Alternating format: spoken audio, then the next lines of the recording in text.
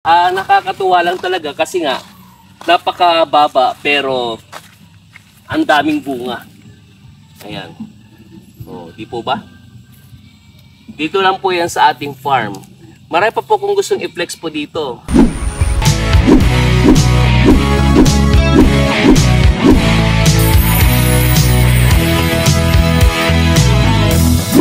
Hello, hello, hello. Let me roll it, baby. Mali ata. Meron po kasi nagbibidyoke doon. Samahan niyo po si Garden Buddy dito po sa ating farm. So, i-flex ko lang po sa inyo itong aming nyog, no? Makapuno ba ito pa? Hindi. Hindi, no? Dwarf lang po. Iba po kasi makapuno. Ang makapuno po kasi, yung ganun kay Sir Lito Agbing, yung bang pag ginanon mo, biniyak mo, hindi totally walang sabaw, no? Tapos yung laman niya, marami talaga. Malambot. Malambot. Hindi katulad dito, pag sinabing dwarf, malit lang yung bunga, pero dwarf, hindi nga lang po lumalaki. Ayan. Ilan pa yung nabubunga nito? I think first na bunga nyo to pa, no? O, tignan po ninyo, ha? Meron pang ano dito, nakatukod pa. Kasi, tagang ano na, abot na yung lupa. Tinukuran nila, ang kulit nga naman.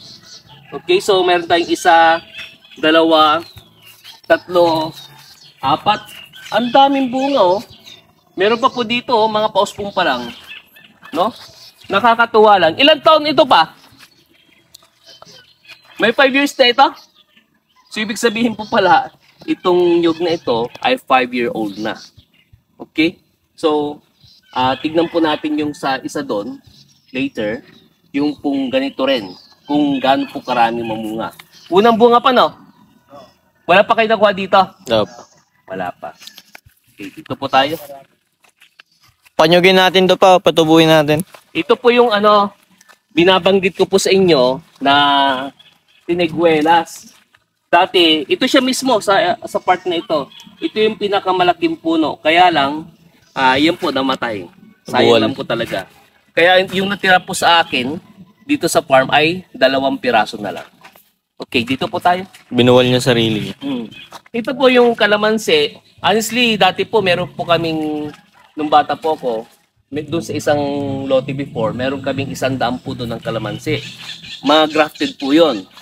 Ang trivia, kung mapapansin po ninyo, kapag po yung kalamansi, walang tinik, usually, that is a grafted. No? Yung pong dugtong.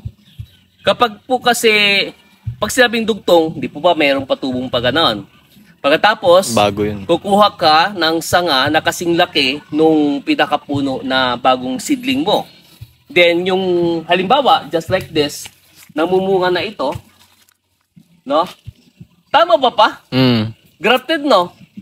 Ay, hindi, pero usually, sandali po ha, i-clarify ko lang, yung mga kalamansi natin, hindi grafted din, no? Marcot din po pala ang tawag doon. Ang grafted na sinasabi ko po kasi yung idudugtong na ganon.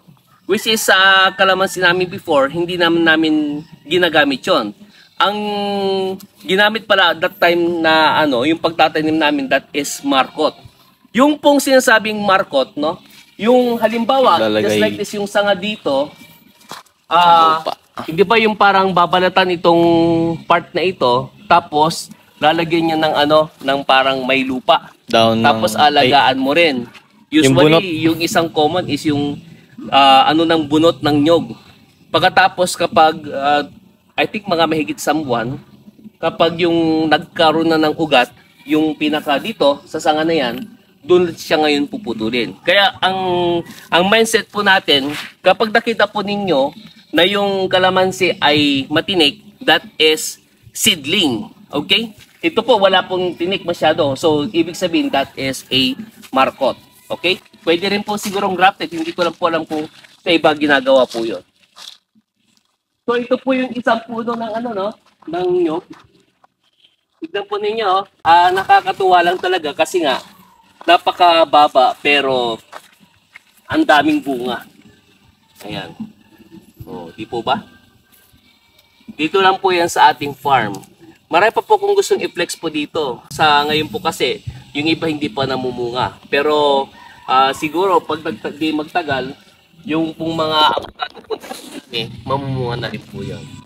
So, again po, no, sa mga hindi pa po nakapag-subscribe, maliban po sa landscaping tutorial, so DIY, sa farming at saka sa pamamasyal. Subscribe na rin po ko sa aking YouTube channel, and that is Gaylord, your garden buddy. Bye-bye!